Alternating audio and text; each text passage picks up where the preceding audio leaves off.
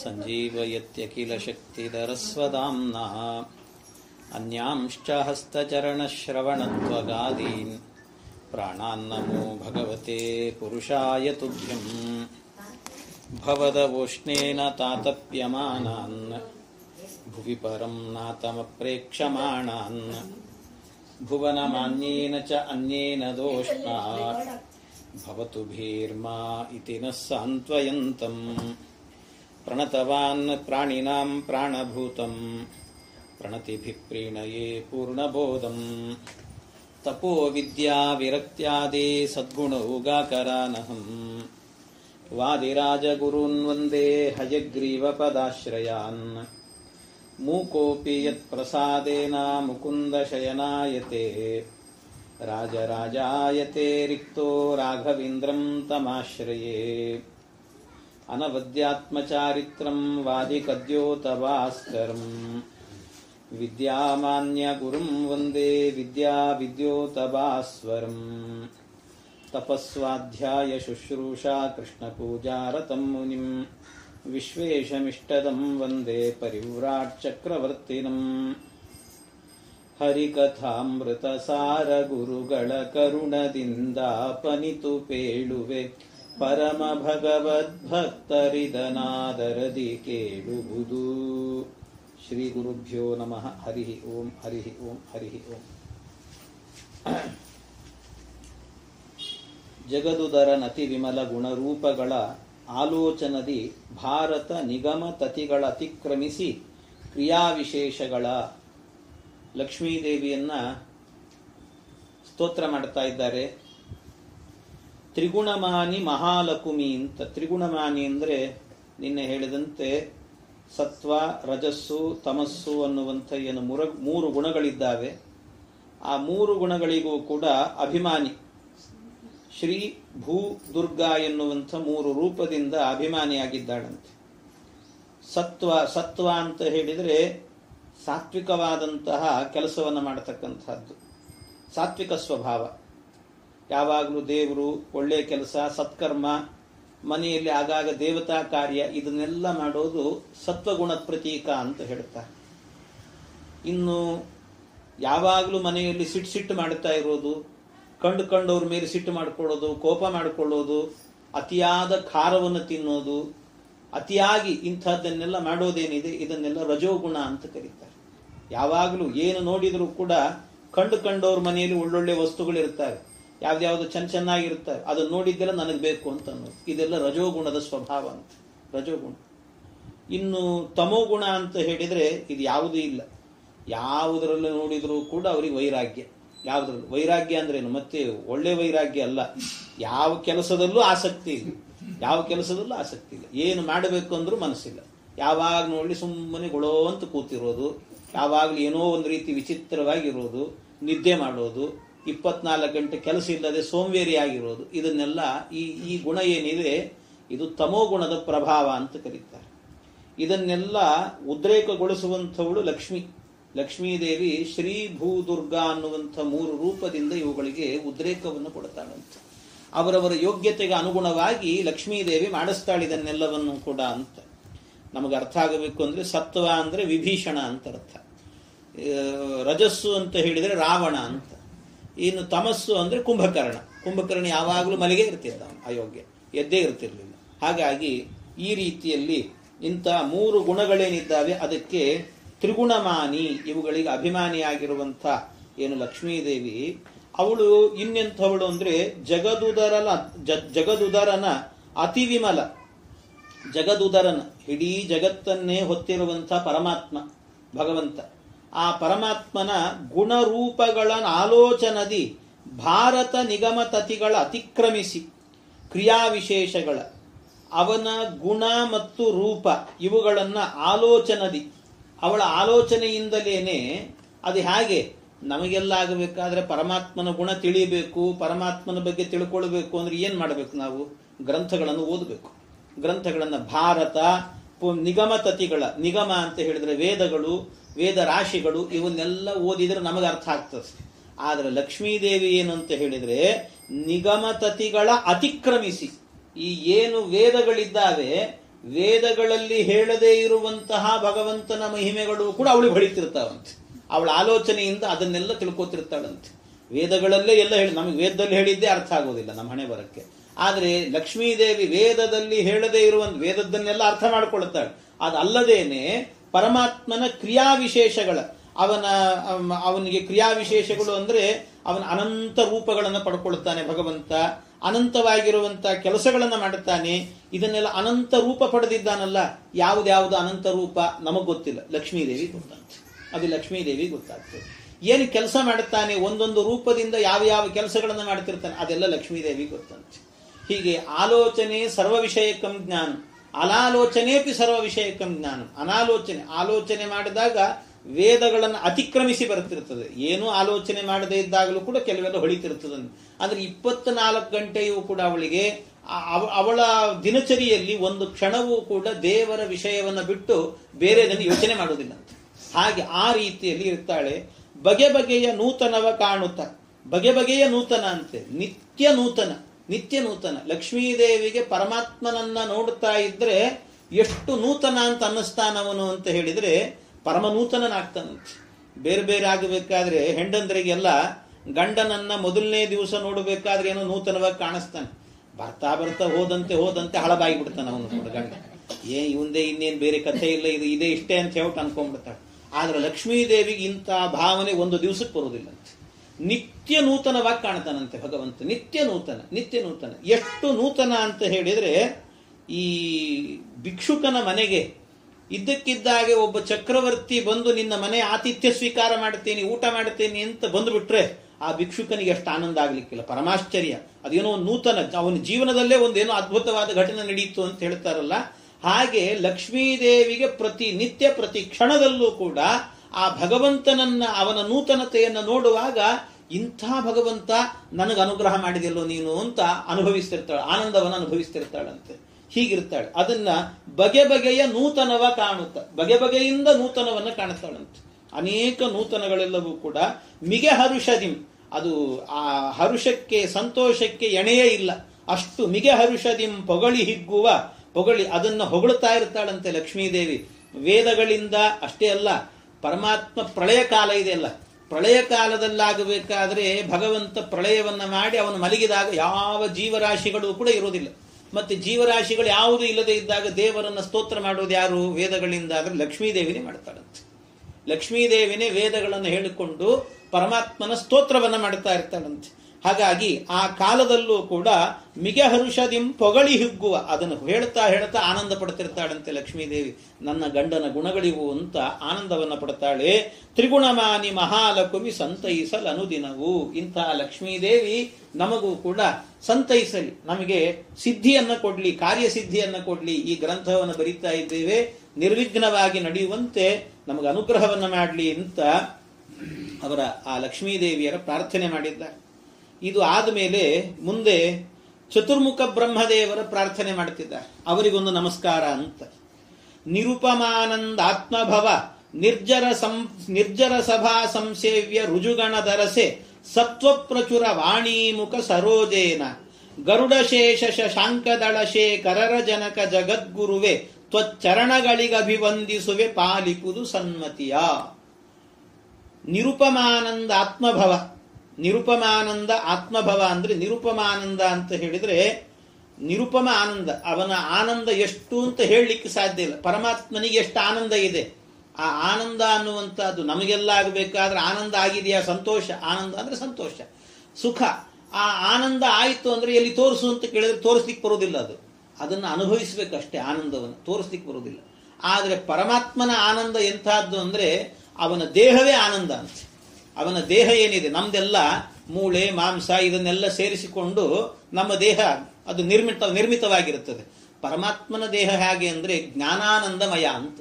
ಜ್ಞಾನ ಅದು ಸಾಲಿಡ್ ವಸ್ತು ಅಲ್ಲ, ಆದ್ರೂ ಅದನ್ನು ಸಾಲಿಡ್ ವಸ್ತು ಅಂತ ಥಿಂಕ್ ಮಾಡ್ರಿ. ಅದು ಜ್ಞಾನ ಮತ್ತು ಆನಂದ ಎರಡನ್ನೂ ಮಿಶ್ರಣ ಮಾಡಬೇಕು, ಮಿಕ್ಸಿಗೆ ಹಾಕಬೇಕು. ಅದನ್ನು ಹಾಕಿ ಅದರಿಂದ ಒಂದು ಮೂರ್ತಿ ಮಾಡ್ರಿ, ಅದಕ್ಕೆ ಒಂದು ಚೈತನ್ಯ ತುಂಬ್ರಿ. ಅದು ತುಂಬಿದ್ರೆ ಅದೇ ಭಗವಂತನ ದೇಹ. ಇಂಥ ದೇಹವನ್ನು ಚಿಂತನೆ ಮಾಡಬೇಕು. ದೇವರ ದೇಹ ಅಂದ್ರೆ ಹೀಗಿರ್ತದಂತೆ. ನಾವು ನೋಡೋದೇನಿದೆ ಕಲ್ಲಿನ ಪ್ರತೀಕ, ದೇವಸ್ಥಾನದಲ್ಲಿ ನೋಡುವಂತಹದ್ದು ಅದು ಪ್ರತೀಕ ಅಷ್ಟೇ. ಅದರ ಒಳಗೆ ಕಲ್ಲೇ ದೇವರಲ್ಲ, ಕಲ್ಲಿನ ಒಳಗೆ ದೇವರು ಅಂತ ಚಿಂತನೆ ಮಾಡಬೇಕು. ಹಾಗೆ ಆ ರೀತಿಯಲ್ಲಿ ಪರಮಾತ್ಮ, ಹಾಗಾದ್ರೆ ಕಲ್ಲು ದೇವರಲ್ಲ ಅಂದ್ರೆ ಏನರ್ಥ? ಒಳಗಿದ್ದಾನೆ ಪರಮಾತ್ಮ ಅಂದ್ರೆ ಆ ಪರಮಾತ್ಮ ಹೇಗಿದ್ದಾನೆ? ಜ್ಞಾನಾನಂದಮಯನಾಗಿದ್ದಾನೆ. ಅಂತ ಆನಂದ ಎನ್ನುವುದು ಎಷ್ಟಿದೆ ಅವನಿಗೆ. ಯಥೋ ವಾಚೋ ನಿವರ್ತಂತೆ ಅಪ್ರಾಪ್ಯ ಮನಸಾ ಸಹ. ಆ ಪರಮಾತ್ಮನಿಗೆ ಎಷ್ಟು ಆನಂದ ಇದೆ ಅಂತ ನಮ್ಮ ಮಾತಿನಿಂದ ಹೇಳಲಿಕ್ಕೆ ಹೋಗ್ತೇವೆ ಅಂದ್ರೆ, ಯಥೋ ವಾಚೋ ನಿವರ್ತಂತೆ ಅಪ್ರಾಪ್ಯ ಮನಸಾ ಸಹ. ನಮ್ಮ ಮಾತು ಅವನ ತನಕ ಹೋಗ್ಲಿಕ್ಕೆ ಸಾಧ್ಯ ಇಲ್ಲಂತೆ. ಅವನ ಆನಂದ ಇಷ್ಟು ಅಂತ ನಮ್ಮ ಶಬ್ದಗಳಿಂದ ವರ್ಣನೆ ಮಾಡಲಿಕ್ಕೆ ಸಾಧ್ಯ ಇಲ್ಲ. ಆನಂದ ಆತ್ಮ, ಆನಂದ ಆತ್ಮ. ಅವನ ಆನಂದ ಪೂರ್ಣನಾಗಿದ್ದಾನೆ ಪರಮಾತ್ಮ. ಎಷ್ಟು ಅಂತ ಅವನಿಗೆ ಒಂದು ಉಪಮೆ ಕೊಡೋಣ ಅಂತ ಹೇಳಿದ್ರೆ, ನಮಗೇನಾದ್ರೂ ಹೇಳಬೇಕಾದ್ರೆ, ಯಾರ್ದಾದ್ರೂ ಹೇಳಬೇಕಾದ್ರೆ ಕೈಗಳ ಬೆರಳು, ಹೆಣ್ಣು ಮಕ್ಕಳ ಕೈಗಳ ಬೆರಳನ್ನು ವರ್ಣನೆ ಮಾಡಬೇಕು ಅಂದ್ರೆ ಬೆಂಡೆಕಾಯಿ ಅಂತ ಇದೆ ಅಂತ, ಲೇಡೀಸ್ ಫಿಂಗರ್ ಅಂತ ಹೇಳ್ತಿರ್ತಾರೆ. ಹಾಗೆ ಪರಮಾತ್ಮನ ಆನಂದ ಹೇಗಿದೆ ಅಂತ ಏನಾದ್ರೂ ಒಂದು ದೃಷ್ಟಾಂತ ಕೊಡಬೇಕಲ್ಲ, ಅಂದ್ರೆ ಅದಕ್ಕೆ ಉಪಮೆ ಇಲ್ಲ. ಪರಮಾತ್ಮನ ಆನಂದಕ್ಕೆ ಉಪಮೆ ಇಲ್ಲ. ಆದ್ರಿಂದ ನಿರುಪಮ ಅಂತ ಹೇಳಿದ್ರು. ಉಪಮೆ ಇಲ್ಲದೆ ಇರುವಷ್ಟು ಆನಂದ ಪರಮಾತ್ಮನಿಗಿದೆ. ನಿರುಪಮಾನಂದ ಅಂದ್ರೆ ಪರಮಾತ್ಮ ಅಂತ ಅರ್ಥ. ಅವನಿಂದ ಭವ ಅಂದ್ರೆ ಹುಟ್ಟಿದವನು ಅಂದ್ರೆ ಯಾರವನು? ಚತುರ್ಮುಖ ಬ್ರಹ್ಮ ಅಂತ ಅರ್ಥ. ನಿರುಪಮಾನಂದ ಆತ್ಮಭವ, ನಿರುಪಮಾನಂದ ಆತ್ಮಭವ ಅಂತ ಪರಮಾತ್ಮನಿಂದ ಹುಟ್ಟಿರುವಂತವರು ಚತುರ್ಮುಖ ಬ್ರಹ್ಮದೇವರು. ಇದು ಒಂದು. ಇನ್ನೊಂದು ಅರ್ಥದಲ್ಲಿ ನಿರುಪಮಾನಂದ ಅನ್ನೋದಕ್ಕೆ ಬ್ರಹ್ಮದೇವರು ಅಂತಲೇ ಅರ್ಥ. ಒಂದು ನಿರುಪಮಾನಂದ ಅಂದ್ರೆ ಪರಮಾತ್ಮ ಅಂತ ಒಂದು ಅರ್ಥ ಇದೆ. ಅವನಿಂದ ಹುಟ್ಟಿದವನು ಭವ ಅಂದ್ರೆ ಚತುರ್ಮುಖ ಬ್ರಹ್ಮದೇವರು. ಇನ್ನೊಂದು ಅರ್ಥದಲ್ಲಿ ಏನು ಅಂದ್ರೆ ನಿರುಪಮಾನಂದ ಅಂದ್ರೆ ಚತುರ್ಮುಖ ಬ್ರಹ್ಮದೇವರೇ. ಯಾಕೆ ಅಂದ್ರೆ ಅವರಿಗೆ 100 ಪಟ್ಟು ಆನಂದ. ತೇಯೇ ಶತಮಾನಂದಾ ಉಪನಿಷತ್ ಹೇಳುತ್ತದೆ. ಶತಮಾನಂದ, ಶತಾನಂದ ಅಂತ ಹೆಸರು ಅವರಿಗೆ, ಚತುರ್ಮುಖ ಬ್ರಹ್ಮದೇವರಿಗೆ ಶತಾನಂದ. ಯಾಕೆ ಅಂದ್ರೆ 100 ಪಟ್ಟು ಆನಂದ ಎನ್ನುವಂಥದ್ದು ಇದೆ ಅವರಿಗೆ ಅಂತ ಹೇಳ್ತಾರೆ. ಹಾಗಾಗಿ ತೇಯೇ ಶತಮಾನಂದ, ಅದರಿಂದ ನಿರುಪಮಾನಂದ. ಅವರು ಒಂದು ಅರ್ಥದಲ್ಲಿ ನಿರುಪಮಾನಂದ, ಅವರ ಆನಂದಕ್ಕೆ ಉಪಮೆ ಕೊಡ್ಲಿಕ್ಕೆ ಬರುವುದಿಲ್ಲ. ಅವರಿಂದ ಭವ ಅಂದ್ರೆ ನಿರುಪಮಾನಂದ ಅಂತ ಹೇಳೋದು ಇಲ್ಲಿ ಸಂಬೋಧನೆ ಅಂತ ಇಟ್ಟುಕೊಳ್ಳಬಹುದು ಬೇಕಾದ್ರೆ. ಸಂಬೋಧನೆ ನಿರುಪಮಾನಂದ ಆತ್ಮ, ನಿರುಪಮಾನಂದಾತ್ಮ. ಮತ್ತು ಭವ ಅಂದ್ರೆ ಇಲ್ಲಿ ಬ್ರಹ್ಮದೇವರು ಅಂತ ಅರ್ಥ ಅಲ್ಲ. ಈಗ ಭವ ಅಂತ ಹೇಳಿದ್ರೆ ರುದ್ರದೇವರು ಅಂತ ಅರ್ಥ. ನಿರುಪಮಾನಂದ ಅನ್ನೋದನ್ನ ಬ್ರಹ್ಮದೇವರು ಅಂತ ಅರ್ಥ ಮಾಡ್ಕೊಂಡ್ಬಿಟ್ರೆ, ನಿರುಪಮಾನಂದ ಆತ್ಮ ಅನ್ನೋದಕ್ಕೆ ಬ್ರಹ್ಮದೇವರು, ಚತುರ್ಮುಖ ಬ್ರಹ್ಮದೇವರು ಅಂತ ಅರ್ಥ ಮಾಡ್ಕೊಂಡ್ರೆ ಭವ ಅನ್ನೋ ಶಬ್ದಕ್ಕೆ ರುದ್ರದೇವರು ಅಂತ ಅರ್ಥ. ಇಂತಹ ರುದ್ರದೇವರು ನಿರ್ಜರ ಸಭಾ ಸಂಸೇವ್ಯ. ನಿರ್ಜರ ಅಂತ ಹೇಳಿದ್ರೆ ಜರ ಅಂದ್ರೆ ಮುಪ್ಪು ಅಂತ ಅರ್ಥ, ವಯಸ್ಸಾಗುವಿಕೆ, ಮುಪ್ಪು. ನಿರ್ಜರ ಅಂದ್ರೆ ಮುಪ್ಪೇ ಇಲ್ಲದೆ ಇರುವವರು ಅಂತ. ಯಾರವರು ಅಂದ್ರೆ ದೇವತೆಗಳು ಅಂತ ಅರ್ಥ. ಹಾಗಾಗಿ ನಿರ್ಜರ, ಮುಪ್ಪಿಲ್ಲದೆ ಇರುವಂತಹ ನಿರ್ಜರ ಸಭಾ ಸಂಸೇವ್ಯ. ಆ ನಿರ್ಜರ ಅಂದ್ರೆ ದೇವತೆಗಳ ಸಭೆಯಲ್ಲಿ ಸಂಸೇವ್ಯ, ಕೊಂಡಾಡಲ್ಪಡ್ತಾರಂತಿವರು. ದೇವತೆಗಳೆಲ್ಲರೂ ಕೂಡ ಬ್ರಹ್ಮದೇವರನ್ನ ಹಾಡಿ ಹೊಗಳುತ್ತಾ ಇರ್ತಾರೆ. ಅಂತ ಸಂಸೇವ್ಯ ರುಜುಗಣದರಸೆ. ರುಜುಗಣದಲ್ಲಿ ಅರಸರು. ರುಜುಗಣ ಅಂತ ಒಂದು ಗಣ ಇದೆ. ಅದು ಏನಂತ ವಿವರಣೆ ಕೊಡ್ತೇನೆ. ರುಜುಗಣ ಅಂತ ಹೇಳಿದ್ರೆ ಅದರಲ್ಲಿ ತಾರತಮ್ಯ ಎನ್ನುವಂತಹದ್ದಿಲ್ಲ. ರುಜುಗಳು ಅಂತ ಹೇಳಿದ್ರೆ ಈ ವಾಯುದೇವರು ಮತ್ತು ಬ್ರಹ್ಮದೇವರು ಇಬ್ಬರು ಕೂಡ ಅವರು ರುಜುಗಳು, ಅವರಲ್ಲಿ ತಾರತಮ್ಯ ಎನ್ನುವಂತಹದ್ದಿಲ್ಲ. ಆದ್ರೂ ಕೂಡ ಒಂದು ಸಣ್ಣ ತಾರತಮ್ಯ, ಪದವಿ ಪ್ರಯುಕ್ತವಾದ ತಾರತಮ್ಯ ಇದೆ ಅಂತ. ವಾಯುದೇವರು ಮುಂದೆ ಬ್ರಹ್ಮ ಪದವಿಗೆ ಬರುತ್ತಾರೆ. ಆದರೆ ಅಲ್ಲಿ ತನಕಲೂ ಕೂಡ ಈಗಿನ ಚತುರ್ಮುಖ ಬ್ರಹ್ಮದೇವರು ಇದ್ದಾರೆ. ಮುಂದೆ ಆಗಬೇಕಾದ್ರೆ ವಾಯುದೇವರು ಬರ್ತಾರೆ. ಆ ವಾಯುದೇವರು ಬರುವ ತನಕ ಇವರಿದ್ದಾರಲ್ಲ, ಆದ್ರಿಂದ ಸ್ವಲ್ಪ ಸ್ಥಾನದಲ್ಲಿ ಪದವಿಯಲ್ಲಿ ಮಾತ್ರ ಅವರಿಗೇನೋ ತಾರತಮ್ಯ ಇದೆ ಅಷ್ಟೇ. ಆದ್ರೆ ಮತ್ತೆ ಆನಂದದಲ್ಲಿ ಯಾವುದೇ ರೀತಿಯಾದ ತಾರತಮ್ಯ ಇಲ್ಲ. ಇದು ಸಣ್ಣ ತಾರತಮ್ಯ, ಇದು ಪದವಿ ಪ್ರಯುಕ್ತವಾದಂಥ ತಾರತಮ್ಯ ಅಂತ ಹೇಳ್ತಾರೆ. ಹಾಗೆ ಆ ರೀತಿಯಲ್ಲಿ ಇಂತಹ ರುಜುಗಣದ ಅರಸೆ, ಅದರಲ್ಲಿ ಅರಸರಾಗಿದ್ದಾರೆ ಇವರು. ರುಜುಗಣದಲ್ಲಿ ನಿಜವಾಗ್ಲೂ ರುಜುಗಣದಲ್ಲಿ ತಾರತಮ್ಯ ಇಲ್ಲ. ಇಲ್ಲದೆ ಇದ್ರೂ ಕೂಡ ಪದವಿ ಪ್ರಯುಕ್ತವಾದ ತಾರತಮ್ಯ ಇರೋದ್ರಿಂದ ಅರಸರಿರೋದಕ್ಕೆ ಅಂತ ರುಜುಗಣಕ್ಕೆ ಅರಸರು ಅಂತ ಹೇಳ್ತಾರೆ. ಇದು ಯೋಗ. ಇದೆಲ್ಲವೂ ಕೂಡ ಅಂದ್ರೆ ಯೋಗದಲ್ಲಿ 2 ಯೋಗಗಳಿದ್ದಾರೆ. 2 ಯೋಗ ಅಂದ್ರೆ ಒಂದು ರುಜುಯೋಗ, ಮತ್ತೊಂದು ವಕ್ರಯೋಗ ಅಂತ. ಯೋಗಗಳಲ್ಲಿ 2 ಅಂದ್ರೆ ರುಜುಯೋಗ, ವಕ್ರಯೋಗ ಅಂದ್ರೆ ಏನರ್ಥ? ವಕ್ರಯೋಗ ಅಂತ ಹೇಳಿದ್ರೆ ಯೋಗದಲ್ಲಿ ವಕ್ರತೆ ಅಂದ್ರೆ ಏನರ್ಥ? ಯೋಗದಲ್ಲಿ ವಕ್ರ ಅಂತೆ ಅಂದ್ರೆ ಅರ್ಥ ಏನು ಅಂತ ಕೇಳಿದ್ರೆ, ಯೋಗಸ್ಯ ವಕ್ರತಾ ನಾಮ ಕಾಮೇನ ಹರಿಪೂಜನಂ ಅಂತ ಹೇಳ್ತಾರೆ. ಯೋಗಸ್ಯ ವಕ್ರತಾ ನಾಮ, ಯೋಗ ಅದೆಲ್ಲವೂ ಕೂಡ ಈ ಕೆಲವರಿಗೆಲ್ಲ ಏನು ಅಂದ್ರೆ ವಕ್ರಯೋಗ, ನಮಗೆಲ್ಲ ವಕ್ರಯೋಗ ಸಾಮಾನ್ಯ. ಅದು ವಕ್ರಯೋಗದಲ್ಲೂ ನಾವು ಸೇರ್ತೀವೋ ಇಲ್ಲೋ ಆ ತರ ಇದ್ದೇವೆ. ಹಾಗೆ ಯಾಕೆ ಅಂದ್ರೆ ಯೋಗಸ್ಯ ವಕ್ರತಾ ನಾಮ ಕಾಮೇನ ಹರಿಪೂಜನ. ವಕ್ರಯೋಗ ಅನ್ನೋದಕ್ಕೆ ಅರ್ಥ ಏನು ಗೊತ್ತಾ? ಕಾಮೇನ ಹರಿಪೂಜನಂ. ನಾವೇನಾದ್ರೂ ಬಯಕೆಯಿಂದ ಹರಿಪೂಜೆಯನ್ನು ಮಾಡ್ತೇವಲ್ಲ, ನನಗೆ ಇಂಥದ್ದು ಬೇಕು ಅಂಥದ್ದು ಬೇಕು ಅನ್ನುವ ಸಂಕಲ್ಪ ಮಾಡಿಕೊಡ್ತೇವೆ ಒಳಗಡೆ. ಆ ಸಂಕಲ್ಪದಿಂದಾಗಿ ನಾವೇನು ಹರಿಪೂಜೆಯನ್ನು ಮಾಡ್ತೇವೆ, ಅದನ್ನ ವಕ್ರಯೋಗ ಅಂತ ಕರೀತಾರೆ. ಇದು ವಕ್ರಯೋಗ ಅಂತ. ರುಜುಯೋಗ ಅಂತ ಹೇಳಿದ್ರೆ ರುಜುಗಳು ಅನ್ನುವಂಥವರು ಅವರು 200 ಮಂದಿ ಇರ್ತಾರಂತೆ. ರುಜುಗಳು 200 ಮಂದಿ. ಆ 200 ಮಂದಿ ಅದ್ರ ಜಾಸ್ತಿ ಇರೋದಿಲ್ಲ, ಮತ್ತೆ 200 ಮಂದಿ ಇರ್ತಾರೆ. ಆ ರುಜುಗಳಲ್ಲಾಗಬೇಕಾದ್ರೆ ಅವರು 200 ಮಂದಿಯಲ್ಲೂ ಕೂಡ 100 ಮಂದಿ ಏನು ಮಾಡ್ತಿರ್ತಾರಂತೆ, ಅವರು ಬಿಂಬರೂಪದ ಸಾಧನೆಯನ್ನು ಮಾಡ್ಕೊಳ್ತಿರ್ತಾರಂತೆ, ಬಿಂಬರೂಪದ ದರ್ಶನಕ್ಕೋಸ್ಕರವಾಗಿ. ಯಾಕೆ ಅಂದ್ರೆ ಪ್ರತಿಯೊಬ್ಬ ಜೀವನಿಗೂ ಕೂಡ ಮೋಕ್ಷ ಆಗಬೇಕು ಅಂತ ಆದ್ರೆ ಹೇಗಾಗತ್ತೆ ಮೋಕ್ಷ ಅಂದ್ರೆ ಕೊನೆ ಹಂತ ಇದೆ. ನಮ್ಮ ಸಾಧನೆ ಎಲ್ಲ ಮುಗಿದ ನಂತರ ನಮಗೊಬ್ಬ ಗುರುಗಳು ಸಿಗ್ತಾರಂತೆ. ನಾವೆಲ್ಲ ಪ್ರತಿಬಿಂಬರು, ನಮಗೊಂದು ಬಿಂಬರೂಪ ಅಂತಿರುತ್ತೆ, ನಮ್ದೇ ಒಂದು ಬಿಂಬರೂಪ. ನಿತ್ಯ ನಾರಾಯಣ ಅಷ್ಟಾಕ್ಷರ ಹೇಳುವಾಗ ಹೇಳ್ತೀವಿ, ಬಿಂಬೋಸಿ ಪ್ರತಿಬಿಂಬೋಸ್ಮಿ ತವ ಯದ್ಯಪಿ ಚ ಅಂತರಂ ಬಿಂಬೋಸಿ ಪ್ರತಿಬಿಂಬೋಸ್ಮಿ. ಪರಮಾತ್ಮ ನೀನು ಬಿಂಬ, ನಾನು ಪ್ರತಿಬಿಂಬ. ಅಂದ್ರೆ ನಾನು ಪ್ರತಿಬಿಂಬ ಅಂದ್ರೆ ಏನರ್ಥ? ನಮಗೊಂದು ಬಿಂಬರೂಪ ಇದೆ ಅಂತ ಅರ್ಥ. ಅಂದ್ರೆ ನಮ್ಮ ಏನು ಈ ರೂಪ ಇದೆ ಇದಕ್ಕೆ ಒಂದು ಭಗವಂತನದ್ದೇ ಒಂದು ಬಿಂಬರೂಪ ಅನ್ನುವಂಥದ್ದು ಇದೆ ಅಂತ. ಬಿಂಬರೂಪ ಇರ್ತದೆ. ಆ ಬಿಂಬರೂಪ ಎನ್ನುವಂತಹದ್ದು ನಮಗೆ ದರ್ಶನ ಆಗಬೇಕದು. ಆ ಬಿಂಬರೂಪದ ದರ್ಶನ ಆದ ನಂತರ ಮೋಕ್ಷ. ಹಾಗಾದ್ರೆ ಆ ಬಿಂಬರೂಪದ ದರ್ಶನ ಆಗಬೇಕಲ್ಲ, ಅದು ಹೇಗಾಗತ್ತೆ ಅಂದ್ರೆ ಗುರುಗಳ ಉಪದೇಶದಿಂದ ಆಗ್ತದಂತೆ. ಅವರನ್ನು ಏನಂತ ಕರೀತಾರೆ? ಆ ಬಿಂಬರೂಪ ದರ್ಶನ ಮಾಡಿಸುವ ಗುರುಗಳಿದ್ದಾರಲ್ಲ, ಆ ಗುರುಗಳನ್ನ ಬಿಂಬೋಪದೇಶಕ ಗುರುಗಳು ಅಂತ ಕರೀತಾರೆ. ಬಿಂಬೋಪದೇಶಕ ಗುರುಗಳು ಅಂದ್ರೆ ಬಿಂಬರೂಪವನ್ನ, ಈಗೆಲ್ಲ ಏನು ಗುರುಗಳು ನಮಗೆ ಕಾಣಿಸ್ತಾರೆ ನಾವು ಹೇಳ್ತಿರ್ತೀವಿ ಅಷ್ಟೇ, ನಮ್ಮ ಸ್ವರೂಪೋದ್ಧಾರಕ ಗುರುಗಳು, ನಮ್ಮ ಬಿಂಬೋಪದೇಶಕ ಗುರುಗಳು ಹೀಗೆಲ್ಲ ಹೇಳ್ತಿರ್ತೀವಿ. ಯಾರು ಅಲ್ಲ ಇವರ್ಯಾರು, ಇವರೆಲ್ಲ ಸನ್ಮಾರ್ಗವನ್ನ ತೋರಿಸುವಂತ ಗುರುಗಳಷ್ಟೇ. ಅದು ನಿಜವಾಗಲೂ ಕೂಡ ಸ್ವರೂಪೋದ್ಧಾರಕರು, ಬಿಂಬರೂಪವನ್ನ ತೋರಿಸುವವರು ಅಂತ ಹೇಳಿದ್ರೆ ಅವರು ಬೇರೆನೇ ಇರ್ತಾರೆ. ಯಾರು ಅಂತ ನಮಗೀಗ ಗೊತ್ತಾಗುವುದಿಲ್ಲ, ನಮ್ಮ ಸಾಧನೆ ಆಗಬೇಕಷ್ಟೇ. ಹಾಗೆ ಅಂತ ಸಾಧನೆಯನ್ನ ಮುಗಿಸಿಕೊಂಡಂತ 100 ಜನ ರುಜುಗಳಿದ್ದಾರೆ. ಅವರೆಲ್ಲ ತಮ್ಮ ಬಿಂಬರೂಪದ ದರ್ಶನಕ್ಕೋಸ್ಕರವಾಗಿ ಸಾಧನೆಯನ್ನು ಮಾಡ್ತಾ ಇರ್ತಾರಂತೆ. ಅವರು ಇನ್ನೊಂದು 100 ಜನ ಇದ್ದಾರೆ. ಅವರೇನು ಅಂದ್ರೆ ಬಿಂಬರೂಪದ ಸಾಕ್ಷಾತ್ಕಾರವನ್ನು ಪಡೆದಿರ್ತಾರಂತೆ. ಆದ್ರೆ ಪ್ರಾರಬ್ಧ ಏನೋ ಇರುತ್ತೆ, ಅದನ್ನ ಅನುಭವಿಸ್ತಾ ಇರ್ತಾರಷ್ಟೇ. ಪ್ರಾರಬ್ಧವನ್ನು ಮುಗಿಸ್ಕೊಂಡು ಮೋಕ್ಷಕ್ಕೆ ಹೋಗೋರು ಅವರೆಲ್ಲ ಹೀಗಿರ್ತಾರೆ. ಇವ್ರು 200 ಜನ ಇರ್ತಾರಂತೆ. ಇವರನ್ನೆಲ್ಲ ಇವ್ರು ಹೇಗೆ ಮಾಡ್ತಾರೆ? ದೇವರ ಪೂಜೆ ಅಂತ ಹೇಳಿದ್ರೆ ನಿಷ್ಕಾಮ ಕರ್ಮ ಇವ್ರದೆಲ್ಲ. ನಿಷ್ಕಾಮನೆಯಿಂದ ಪೂಜೆ ಮಾಡ್ತಾರೆ. ಯಾವ ಅಪೇಕ್ಷೆ ಇಟ್ಟುಕೊಳ್ಳಲು, ಕಾಮವೇ ಇಲ್ಲ ಅವರಿಗೆ. ಈ ಒಂದು ಸತ್ಯನಾರಾಯಣ ಪೂಜೆ ಮಾಡಬೇಕಾದ್ರೂ ಕೂಡ ನನ್ನ ಮಗನಿಗೆ ಒಳ್ಳೆ ಮಾರ್ಕ್ಸ್ ಬರಲಿ ಅಂತ ನಾವು ಮಾಡಿರ್ತೇವೆ. ಆದರೆ ಇವ್ರು ಏನು ಮಾಡ್ತಾರೆ? ಹರಿಪೂಜೆಯನ್ನ ಮಾಡೋದು ಅಂತ ಹೇಳಿದ್ರೆ ಯಾವ ಕಾಮನೆಯೂ ಕೂಡ ಇಲ್ಲಂತೆ. ರುಜುಗಳಿಗಾಗಬೇಕಾದ್ರೆ ಯಾವ ಕಾಮನೆ ಇಲ್ಲ. ನಿಷ್ಕಾಮದಿಂದ ಉದಾತ್ತವಾದಂತ ಧ್ಯೇಯದಿಂದಾಗಿ ಇಷ್ಟೇ ಭಾವನೆ, ಹರಿಪ್ರಿಯತ, ನಾನು ಮಾಡುವ ಕೆಲಸದಿಂದ ಹರಿಪ್ರೀತಿ ಆಗಲಿ ಅಂತ ಇಷ್ಟೇ ಭಾವನೆ ಅಂತ. ಈ ಭಾವನೆಯಿಂದ ಮಾಡುವಂಥವರೇನಿದ್ದಾರೆ ಇವರನ್ನ ರುಜುಗಳು ಅಂತ ಕರೀತಾರೆ. ಇಂಥ ರುಜುಗಳಲ್ಲಿ ಅರಸ, ರುಜುಗಣದ ಅರಸ ಚತುರ್ಮುಖ ಬ್ರಹ್ಮದೇವರು ಅಂತ. ಮತ್ತಷ್ಟೇ ಅಲ್ಲ, ಅವರೆಂಥವರು ಅಂದ್ರೆ ಸತ್ವಪ್ರಚುರ. ಸತ್ವಪ್ರಚುರ ಅಂತ ಹೇಳಿದ್ರೆ ಇವರ ಸತ್ವಪ್ರಚುರ ಅಂತನ್ನೋದಕ್ಕೆ ಅರ್ಥ ಏನು ಅಂದ್ರೆ ಇವರ ಚತುರ್ಮುಖ ಬ್ರಹ್ಮದೇವರೇನಿದ್ದಾರೆ, ಭಗವಂತ ಸೃಷ್ಟಿ ಮಾಡಬೇಕಾದ್ರೆ ಎಲ್ಲರಲ್ಲೂ ಕೂಡ ಸೃಷ್ಟಿಯಲ್ಲಿ ಕೇವಲ ಸತ್ವದ ಸೃಷ್ಟಿ ಅಂತ ಇಲ್ವೇ ಇಲ್ಲ. ಎಲ್ಲೂ ಕೂಡ ಭಗವಂತನ ಸೃಷ್ಟಿಯಲ್ಲಿ ಬರೀ ಇದು ಸತ್ವ ಅಂತ ಪ್ರತ್ಯೇಕವಾಗಿ ಸೃಷ್ಟಿ ಮಾಡೋದು ಅಂತ ಇಲ್ವೇ ಇಲ್ಲ. ಮೂರನ್ನ ಮಿಶ್ರಣ ಮಾಡಿ ಸೃಷ್ಟಿ ಮಾಡ್ತಾನೆ. ಸತ್ವ, ರಜಸ್ಸು, ತಮಸ್ಸು ಅನ್ನೋದು 3 ಮಿಶ್ರಣವೇ ಆಗಿರ್ತದಂತೆ.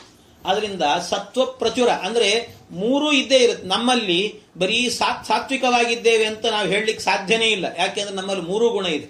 ಪರಮಾತ್ಮ ನಮ್ಮನ್ನು ಎಲ್ಲರನ್ನೂ ಕೂಡ ಬ್ರಹ್ಮನಿಂದ ಹಿಡ್ಕೊಂಡು ಎಲ್ಲರನ್ನೂ ಸೃಷ್ಟಿ ಮಾಡಬೇಕಾದ್ರೆ ಅವರನ್ನು ಸತ್ವ, ರಜಸ್ಸು, ತಮಸ್ಸು 3 ಗುಣಗಳನ್ನ ಹಾಕಿಯೇ ಸೃಷ್ಟಿ ಮಾಡಿರ್ತಾನೆ ದೇವರು. ಆದ್ರಿಂದ 3 ಗುಣಗಳಿಂದಲೂ ಕೂಡ ಸೃಷ್ಟಿ ಮಾಡಿರೋದ್ರಿಂದ, ಆದ್ರೆ ಮತ್ತು ಸತ್ವ ಪ್ರಚುರ ಅನ್ನೋದಕ್ಕೆ ಅರ್ಥ ಏನು ಅಂದ್ರೆ ಸತ್ವವೇ ಅಲ್ಲ, ಅದರಲ್ಲಿ ಸತ್ವದ ಅಂಶ ಹೆಚ್ಚು ಅಂತ ಅರ್ಥ. ಸತ್ವಾಂಶ ಎನ್ನುವಂಥದ್ದು ಚತುರ್ಮುಖ ಬ್ರಹ್ಮದೇವರಲ್ಲಿ ಸತ್ವ ಎನ್ನುವಂತಹದ್ದು ಹೆಚ್ಚು. ಅಂದ್ರೆ ಉಳಿದದ್ದೇನಿದೆ ರಜೋಗುಣ ಮತ್ತು ತಮೋಗುಣ ಎನ್ನುವಂತಹದ್ದು ಅಷ್ಟಾಗಿ ಕೆಲಸ ಮಾಡುವುದಿಲ್ಲಂಥದ್ದು. ಅದು ಅಷ್ಟು ಕೆಲಸ ಮಾಡುವುದಿಲ್ಲ. ಹಾಗೆ ಅಂದ್ರೆ ಉದಾಹರಣೆಗೆ ಯಾರಾದರೂ ಬೆಳಗಿನ ಹೊತ್ತಲ್ಲಿ ಆಕಳ ಹಾಲು ಹಾಕಿಸ್ಕೊಳ್ಬೇಕು ಅಂದ್ರೆ ಹಾಲು ಹಾಕ್ಲಿಕ್ಕೆ ಬರ್ತಿರ್ತಾನೆ. ಅವನು ಹಾಲು ಹಾಕಂದ್ರೆ ಬರೀ ಹಾಲೇ ಹಾಕ್ತಾನೇನು? ಮನೆಯಲ್ಲಿ ನೀರು ಮಿಶ್ರ ಮಾಡೋದು, ನೀರು ಸೇರಿಸ್ಕೊಂಡೇ ಬಂದಿರ್ತಾನ. ಹಾಕಬೇಕಾದ್ರೆ 1 ಲೀಟರ್ಗೆ 1/4 ಲೀಟರ್ ಆದರೂ ಕೂಡ ಅವ್ನು ನೀರು ಹಾಕೇ ಇರ್ತಾನೆ. ಆ ನೀರು ಹಾಕಿಯೇ ಹಾಲನ್ನು ಹಾಕ್ತಾನೆ. ಆದ್ರೆ ನೀವು ಹಾಲು ಹಾಕಿದ್ರೆ ನೀರು ಹಾಕಿದ್ದಾನವನು, ಆದ್ರೆ ಪಾತ್ರೆಗೆ ಹಾಕಿಸ್ಕೊಂಡ್ಮೇಲೆ ನೀವೇನಂತೀರೋದನ್ನ? ನೀರಂತೀರೋ ಹಾಲಂತೀರೋ? ಹಾಲು ಅಂತಲೇ ಕರಿತೀವಿ. ಯಾಕೆ ಅಂದ್ರೆ ಅದರಲ್ಲಿ ಹಾಲಿನ ಅಂಶ ಎನ್ನುವಂತದ್ದು ಹೆಚ್ಚಿದೆ, ಹಾಲಿನ ಅಂಶ ಜಾಸ್ತಿ. ನೀರು ಹಾಕಿದ್ದಾನೆ, ಹಾಕಿದ್ದರೂ ಕೂಡ ಅದರಲ್ಲಿ ಹಾಲಿನ ಅಂಶ ಜಾಸ್ತಿ ಇರೋದ್ರಿಂದ ಅದನ್ನು ಹಾಲು ಅಂತ ಕರಿತೇವೆ. ಹೇಗೋ ಅದೇ ರೀತಿಯಲ್ಲಿ ಸತ್ವ, ರಜಸ್ಸು, ತಮಸ್ಸು ಅನ್ನುವಂಥದ್ದು ಇದ್ದೇ ಇದೆ. ಇದ್ದರೂ ಕೂಡ ಸತ್ವದ ಗುಣ ಎನ್ನುವಂಥದ್ದು ಹೆಚ್ಚಿದೆ ಬ್ರಹ್ಮದೇವರಲ್ಲಿ. ಆದ್ರಿಂದ ಅವರನ್ನು ಸತ್ವಪ್ರಚುರ ಅಂತ ಕರೀತಾರೆ. ಸತ್ವಪ್ರಚುರ. ಅವರಲ್ಲಿ ರಜೋಗುಣ ಮತ್ತು ತಮೋಗುಣ ಎನ್ನುವಂಥದ್ದು ಸುಮ್ಮನೆ ಇದೆ ಅಷ್ಟೇ, ಅದೇನು ಕೆಲಸ ಮಾಡೋದಿಲ್ಲ ಅಷ್ಟೇ. ಹಾಲಿಗೆ ನೀರು ಹಾಕಿದ್ದೀರಿ, ಆದ್ರೆ ನೀರು ಯಾವತ್ತೂ ಉಕ್ಕೋದಿಲ್ಲ. ಒಲೆ ಮೇಲಿಟ್ಟರೆ ಕುದಿತದಷ್ಟೇ ಅದು. ಆದ್ರೆ ನೀರು ಮಿಶ್ರಣ ಮಾಡಿದ್ರು ಕೂಡ, ಸ್ವಲ್ಪ ಮಿಶ್ರಣ ಮಾಡಿದ್ರು ಕೂಡ ಹಾಲು ಉಕ್ಕುತ್ತೋ ಇಲ್ಲ? ಉಕ್ಕುತ್ತೆ. ಯಾಕೆಂದ್ರೆ ಅದು ಹಾಲು. ಆದ್ರಿಂದ ಹಾಗೆ ಇದು ಅಂದ್ರೆ ನೀರು ಇದ್ರೂ ಕೂಡ ಅದು ಕೆಲಸ ಮಾಡೋದಿಲ್ಲಂತೆ. ಹಾಲಿನ ಕೆಲಸವೇ ಆಗ್ತಿರ್ತದೆ, ಅದು ಉಕ್ಕೋ ಕೆಲಸವೇ ಆಗ್ತದೆ. ಹಾಗೆ ಅದೇ ರೀತಿಯಲ್ಲಿ ಸತ್ವ ಪ್ರಚುರ ಎನ್ನುವಂತಹದ್ದು ಇವರಲ್ಲಿ ಇರುವಂತಹದ್ದು. ಆದ್ರಿಂದಲೇ ಜಗನ್ನಾಥದಾಸರು ಹಾಕಬೇಕಾದ್ರೆ ಆ ಶಬ್ದ ನೋಡಿ, ರುಜುಗಣದ ರಸೆ ಸತ್ವ ಪ್ರಚುರ ಅಂತ ಹಾಕಿ, ಸತ್ವಾತ್ಮಕ ಅಂತ ಹಾಕ್ಲಿಲ್ಲ ಅವರು, ಸತ್ವವೇ ಆಗಿದ್ದೀರಿ ಅಂತ ಹಾಕ್ಲಿಲ್ಲ ಅವರು. ಯಾಕೆಂದ್ರೆ ಸತ್ವ ಎನ್ನುವಂತಹದ್ದು ಹೆಚ್ಚಿರುತ್ತೆ ಇವರಲ್ಲಿ ಅಂತ. ಸತ್ವ ಅನ್ನೋ ಅದಕ್ಕೆ ಭಾಗವತದಲ್ಲೂ ಕೂಡ ಸತ್ವಂ ವಿಶುದ್ಧಂ ವಸುದೇವ ಶಬ್ದಿತಂ, ಅವರನ್ನೆಲ್ಲ ಆ ಶಬ್ದಗಳಿಂದಲೇ ಹೇಳ್ತಾರೆ. ಬ್ರಹ್ಮದೇವರನ್ನು ಹೇಳಬೇಕಾದ್ರೆ ಆ ಶಬ್ದಗಳಿಂದ ಸತ್ವ ಪ್ರಚುರವಾಗಿದೆ ಅವರದ್ದು ಅಂತ ಈ ಅರ್ಥದಲ್ಲಿ ಹೇಳಿದ್ದಾರೆ. ಏನು ಸತ್ವ ಪ್ರಚುರ ಅಂದ್ರೆ ಸತ್ವ ಎನ್ನುವಂತಹದ್ದು ಏನು ಮಾಡುತ್ತೆ, ಅದರ ಪ್ರಭಾವ ಏನು? ರಜೋಗುಣ ಮತ್ತು ತಮೋಗುಣದ ಪ್ರಭಾವ ಏನು ಅಂತ ಕೇಳಿದ್ರೆ, ರಜೋಗುಣದ ಪ್ರಭಾವ ಏನು ಅಂತ ಹೇಳಿದ್ರೆ ಅದು ಸಂಸಾರದ ಪ್ರಭಾವ. ರಜೋಗುಣ ಎನ್ನುವಂತಹದ್ದು ಸಂಸಾರ. ಯಾಕೆಂದ್ರೆ ಸಂಸಾರದಲ್ಲಿರುವವನಿಗೆ ಅದು ಅಂದ್ರೆ ದುಃಖಕ್ಕೆ ಕಾರಣ. ದುಃಖಕ್ಕೆ ಮೂಲ ಯಾವುದು ಗೊತ್ತಾ? ದುಃಖಕ್ಕೆ ಮೂಲ ಯಾವುದು ಅಂತ ಹೇಳಿದ್ರೆ ಬೇರೆ ಯಾವುದೂ ಅಲ್ಲ, ಪರಮಾತ್ಮನ ಸಂಕಲ್ಪಕ್ಕೆ ವಿರುದ್ಧವಾದ ಸಂಕಲ್ಪ ಏನಿದೆ ಅದೇ ದುಃಖದ ಮೂಲ. ದುಃಖದ ಮೂಲ ಬೇರೆ ಏನೂ ಅಲ್ಲ. ಪರಮಾತ್ಮನ ಏನು ಸಂಕಲ್ಪ ಇರುತ್ತೆ ಆ ಸಂಕಲ್ಪಕ್ಕೆ ವಿರುದ್ಧವಾದ ಸಂಕಲ್ಪವೇನೇ ದುಃಖದ ಮೂಲ, ಇನ್ನೇನು ಅಲ್ಲ.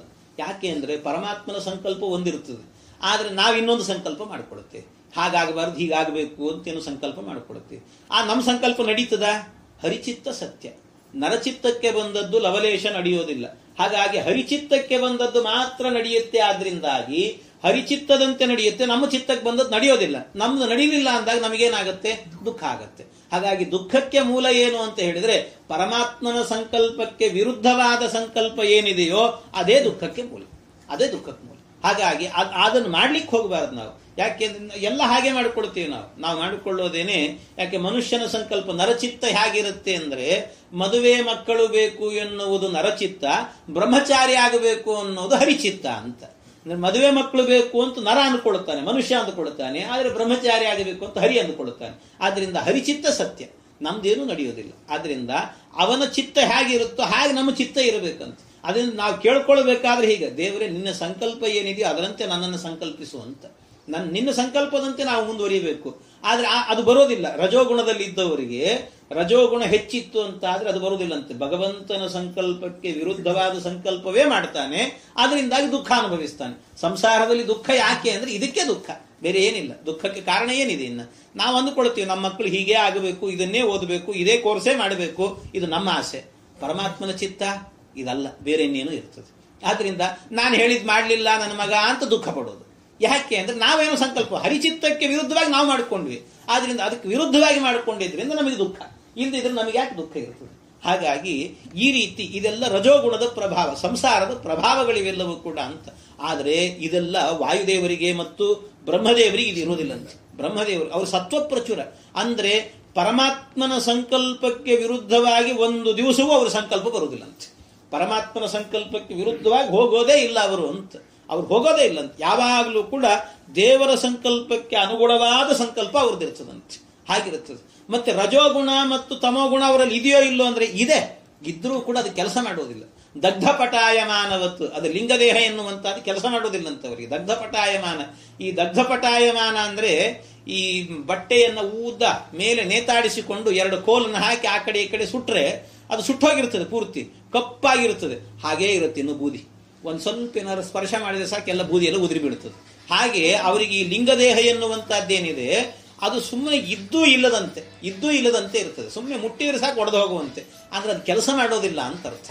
ಹಾಗೆ ಆ ರೀತಿಯಲ್ಲಿ ಅವರ ದೇಹ ಎನ್ನುವಂಥದ್ದು ಸತ್ವ ಪ್ರಚುರವಾಗಿರುತ್ತೆ ಅಂತ ಹೇಳ್ತಾರೆ. ಇದೆಲ್ಲವೂ ಕೂಡ ಸೃಷ್ಟಿಯಲ್ಲಿರುವಂತಹದ್ದು ಈ ರೀತಿ. ಅಂದ್ರೆ ಬ್ರಹ್ಮದೇವರಿಗಾಗಬೇಕಾದ್ರೆ ಯಾವುದೇ ರೀತಿಯಾದಂತಹ ಪರಮಾತ್ಮನ ಸಂಕಲ್ಪಕ್ಕೆ ವಿರುದ್ಧವಾದ ಸಂಕಲ್ಪ ಎನ್ನುವುದು ಬರೋದಿಲ್ಲ. ಇದು ಸತ್ವ ಪ್ರಚುರ ಅಂತ ಹೇಳೋದು, ಸತ್ವ ಪ್ರಚುರ. ಅದಕ್ಕೆ ವಾದರಾಜ ಸ್ವಾಮಿಗಳು ಒಂದು ದೃಷ್ಟಾಂತ ಕೊಡ್ತಾರೆ. ವಾದರಾಜರು ಹೇಳಬೇಕಾದ್ರೆ ಒಂದು ಮಾತನ್ನು ಹೇಳಿದ್ದಾರೆ. ಏನು ಅಂದ್ರೆ, ಈ ಮಹಾಭಾರತದಲ್ಲಿ ದ್ರೌಪದಿ ವಸ್ತ್ರಾಪಹರಣ ಅನ್ನೋ ಒಂದು ಪ್ರಸಂಗ ಬರುತ್ತದೆ. ದ್ರೌಪದಿ ವಸ್ತ್ರಾಪಹರಣ ಅನ್ನೋ ಪ್ರಸಂಗ ಬಂದಾಗ ಆಗ ದ್ರೌಪದಿ ದೇವಿಯರು ರಜಸ್ವಲೆಯಾಗಿರ್ತಾಳೆ, ಏಕವಸ್ತ್ರಳಾಗಿರುತ್ತಾಳೆ. ಆಗ ಅವಳ ತಲೆಮುಡಿಗೆ ಕೈ ಹಾಕಿ ದುಶ್ಯಾಸನ ಅವಳನ್ನು ಸಭೆಗೆ ಎಳ್ಕೊಂಡು ಬರ್ತಾನೆ. ಎಳ್ಕೊಂಡು ಬಂದು ಅವಳ ವಸ್ತ್ರವನ್ನು ಅಪಹರಣ ಮಾಡುತ್ತಾನೆ. ಅವಳ ವಸ್ತ್ರವನ್ನ ಸೆಳೆಯುವಾಗ ವಾದರಾಜರು ಕೇಳ್ತಾರೆ, ಸಾಮಾನ್ಯ ಒಬ್ಬ ಅಬಲೆಯಾದಂತ ಒಂದು ಹೆಣ್ಣಿಗೆ ಏನಾದ್ರೂ ಒಂದು ಸ್ವಲ್ಪ ತೊಂದರೆ ಆಗ್ತಿದೆ, ಅವಮಾನ ಆಗ್ತಾ ಇದೆ ಅಂದ್ರೆ ಏನೂ ಶಕ್ತಿ ಇಲ್ಲದೆ ಇರುವಂತ ಒಬ್ಬ ನರಪೇತ ನಾರಾಯಣನು ಕೂಡ ಒಂದ್ಸರ್ತಿ ಯಾಕೋ ಈ ತರ ತಪ್ಪು ಮಾಡ್ತಿದ್ದಿ ಅಂತ ಎದ್ದು ನಿಂತು ಮಾತಾಡ್ತಾನಂತೆ. ಅಂಥದ್ದು ಅವಳ ಗಂಡ, ಸಾಕ್ಷಾತ್ ಗಂಡ ಯಾರು? ಭೀಮಸೇನ ದೇವರು. ಭೀಮಸೇನ ದೇವರು ಎಷ್ಟು ತಾಕತ್ತಿತ್ತು ಅವರಿಗೆ, ಎಷ್ಟು ಬಲ ಇತ್ತು. ಅಂತ ಭೀಮಸೇನ ದೇವರಲ್ಲಿ ಕೂತಿದ್ರು ಕೂಡ ಒಂದು ಮಾತಾಡ್ಲಿಲ್ಲ ಅವರು, ತುಟುಕ್ ಪಿಟುಕ್ ಅನ್ಲಿಲ್ಲ, ಸುಮ್ಮನೆ ಕೂತಿದ್ರು. ಏನು ತಡಿಲಿಕ್ಕೆ ಹೋಗ್ಲಿಲ್ಲ, ಮಾಡ್ಲಿಲ್ಲ, ಏನಿಲ್ಲ, ಸುಮ್ಮನಿದ್ದಾರೆ. ಇಷ್ಟು ಮಾಡಿದ್ರಲ್ಲ, ಇದು ಯಾಕೆ ಹೀಗೆ ಮಾಡಿದ್ರು ಭೀಮಸೇನ ದೇವರು? ಅವ್ರಿಗೇನು ತಾಕತ್ತಿರ್ಲಿಲ್ವ, ಪೌರುಷ ಇರಲಿಲ್ವ? ಹಾಗಾದ್ರೆ ಅಂದ್ರೆ ಅದಕ್ಕೆ ಯಾಕೆ ಮಾಡಲಿಲ್ಲ ಅಂದ್ರೆ ಇದು ಹರಿಚಿತ್ತ ಅಂತ ಹೇಳೋದು. ಹರಿಚಿತ್ತ, ಅವರ ಸಂಕಲ್ಪ ಹರಿಚಿತ್ತಕ್ಕೆ ಅನುಗುಣವಾಗಿರುತ್ತೆ ಹೊರತು ವಿರುದ್ಧವಾಗಿರೋದಿಲ್ಲಂತೆ. ವಾಯುದೇವರು ಭೀಮಸೇನ ದೇವರಾಗ ಯೋಚನೆ ಮಾಡಿದ್ದೇನು ಅಂತ ಹೇಳಿದ್ರೆ, ಭೀಮಸೇನ ದೇವರಿಗೆ ತಾಕತ್ತಿಲ್ಲ ಅಂತಲ್ಲ, ಆ ಕ್ಷಣದಲ್ಲಿ ಮನಸ್ಸು ಮಾಡಿದ್ರು ಅಂತ ಆದ್ರೆ ಅಲ್ಲಿದ್ದ ದುರ್ಯೋಧನ, ದುಶ್ಯಾಸನ ಎಲ್ಲರನ್ನೂ ಕೂಡ ಒಂದು ಮುಷ್ಟಿಯಿಂದ ಹೊಡೆದ್ರು ಅಂತ ಆದ್ರೆ ಪುಡಿ ಪುಡಿ ಆಗಿ ಹೋಗ್ತಿದ್ರು ಎಲ್ಲರೂ ಕೂಡ. ಆದರೂ ಕೂಡ ಸಮಾಧಾನದಿಂದ ವರ್ತನೆ ಮಾಡಿದ್ರು. ಯಾಕೆ ಅಂದ್ರೆ ಇದು ಹರಿಚಿತ್ತ. ಏನು ಹರಿಚಿತ್ತ? ಏನು? ಇವತ್ತಿದು ನಡೀಬೇಕು, ಇದು ನಡೆದ ಮೇಲೆ ಮುಂದೆ 18 ದಿವಸದ ಯುದ್ಧ ನಡೀಬೇಕು. ಆ 18 ದಿವಸದ ಯುದ್ಧದಲ್ಲಿ ಅನೇಕ ರಾಕ್ಷಸರನ್ನ ಕಲೆ ಹಾಕಬೇಕು. ಆ ಎಲ್ಲಾ ರಾಕ್ಷಸರ ಮಾರಣ ಹೋಮ ನಡೀಬೇಕು. ಇದು ಹರಿಚಿತ್ತ, ಕೃಷ್ಣನ ಸಂಕಲ್ಪ ಇದು. ಈ ಕೃಷ್ಣನ ಸಂಕಲ್ಪ ಈಡೇರಬೇಕು ಅಂದ್ರೆ ದುರ್ಯೋಧನ ಬದುಕಿರಬೇಕು. ದುರ್ಯೋಧನ ಆ ಎಲ್ಲಾ ರಾಕ್ಷಸರನ್ನ ಒಟ್ಟು ಸೇರಿಸ್ತಾನೆ. ಅದಕ್ಕೋಸ್ಕರ ಆ ಯುದ್ಧ ನಡೀಬೇಕು. ಅದು ನಡೀಬೇಕು ಅಂದ್ರೆ ದುರ್ಯೋಧನ ಬದುಕಬೇಕು. ನಾನಿವತ್ತು ಕೊಂದೆ ಅಂದ್ರೆ ಹರಿಸಂಕಲ್ಪ ಈಡೇರುವುದಿಲ್ಲ. ಆದ್ರಿಂದ ಹರಿಸಂಕಲ್ಪ ಅದು ಈಡೇರಬೇಕು. ಆದ್ರಿಂದ ಅವನ ಸಂಕಲ್ಪ ಮೊದಲು, ನನ್ನ ಹೆಂಡತಿ ಆಮೇಲೆ ಅಂತ ಅಂದ್ಕೊಂಡ್ರಂತೆ ಭೀಮಸೇನ ದೇವರು. ನನ್ನ ಹೆಂಡತಿ ಆಮೇಲೆ, ನನಗೆ ಹರಿಸಂಕಲ್ಪ ಮುಖ್ಯ ಅಂತ. ಅದನ್ನು ಈ ರೀತಿ ಮಾಡಿದ್ರಲ್ಲ ಭೀಮಸೇನ ದೇವರ ಸಂಕಲ್ಪವನ್ನ. ಅದನ್ನು ನೋಡಿದ ಕೃಷ್ಣ ಯೋಚನೆ ಮಾಡಿದ, ಎಲ್ಲಾ ಭೀಮ, ನನಗೋಸ್ಕರ ನಿನ್ನ ಹೆಂಡತಿಯನ್ನು ತ್ಯಾಗ ಮಾಡ್ತಿದ್ದೀಯಲ್ಲೋ, ಏನ್ ಅದ್ಭುತ. ನೀನು ಹೋಗ್ಲಿಲ್ಲ ಅಂದ್ರೆ ನಾನೇ ಬರ್ತೀನಿ ನಿನ್ನ ಹೆಂಡತಿ ರಕ್ಷಣೆಗೆ ಅಂತ. ಆಗ ಅಕ್ಷಯ ವಸ್ತ್ರವನ್ನು ಕೊಟ್ಟನಂತೆ. ಭೀಮನಿಗೋಸ್ಕರ ಅಕ್ಷಯ ವಸ್ತ್ರವನ್ನು ಕೊಟ್ಟ ಕೃಷ್ಣ. ಹೀಗೆ ಅಂತ ವಾದರಾಜ ಸ್ವಾಮಿಗಳು ಹೇಳ್ತಾರೆ.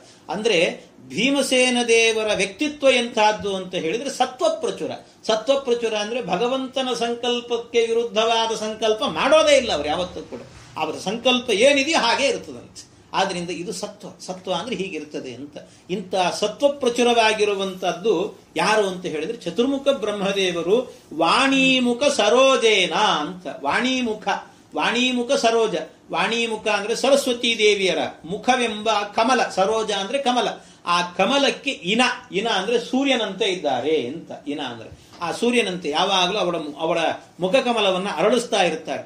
ಅಷ್ಟೇ ಅಲ್ಲ, ಗರುಡ ಶೇಷ ಶಶಾಂಕದಳ ಶೇಖರರ ಜನಕ ಜಗದ್ಗುರುವೆ ತ್ವಚ್ಚರಣಗಳಿಗಭಿವಂದಿಸುವೆ ಪಾಲಿಪುದು ಸನ್ಮತಿಯ. ಗರುಡ, ಶೇಷ, ಶಶಾಂಕ ಎಲ್ಲ ಅರ್ಥ ಆಗುವಂತಹದ್ದೇ ಶಬ್ದಗಳು. ಗರುಡದೇವರು, ಶೇಷದೇವರು ಮತ್ತು ಚಂದ್ರ, ಇನ್ನು ಶೇಖರ, ಶಶಾಂಕ ದಳ ಶೇಖರ, ಚಂದ್ರನನ್ನ ತಲೆಯಲ್ಲಿ ಹೊತ್ತಂತ ರುದ್ರದೇವರು, ಜನಕ ಜಗದ್ಗುರುವೆ, ಈ ಎಲ್ಲರಿಗೂ ಕೂಡ ಗುರುಗಳಾಗಿರುವಂತೆ ಇವರಿಗೆಲ್ಲರಿಗೂ ಜನಕನಾಗಿದ್ದಿ, ಗುರುವಾಗಿದ್ದೀ ನೀನು ಚತುರ್ಮುಖ ಬ್ರಹ್ಮದೇವ. ತ್ವಚ್ಚರಣಗಳಿಗೆ ಅಭಿವಂದಿಸುವೆ, ನಿನ್ನ ಚರಣ ಕಮಲಕ್ಕೆ ನಮಸ್ಕಾರ ಮಾಡುತ್ತೇನೆ. ಪಾಲಿಪುದು ಸನ್ಮತಿಯ, ನಾನು ಈ ಹರಿಕಥಾಮೃತ ಸಾರವನ್ನು ಬರೀಲಿಕ್ಕೆ ಅಂತ ಹೊರಟಿದ್ದೇನೆ. ಹೊರಟಾಗ ಎಲ್ಲೂ ಕೂಡ ನಾನು ಅಬದ್ಧವಾಗಿ ಹೇಳಿರಬಾರದು, ಅಬದ್ಧವಾಗಿ ಬರೆದಿರಬಾರದು. ಸರಿಯಾದ ಸನ್ಮತಿಯಿಂದ ಒಳ್ಳೆಯ ಮತಿಯನ್ನು ಕೊಟ್ಟು ಚೆನ್ನಾಗಿ ಬರೆಸು ನನ್ನಿಂದ ಅಂತ ಅವರನ್ನ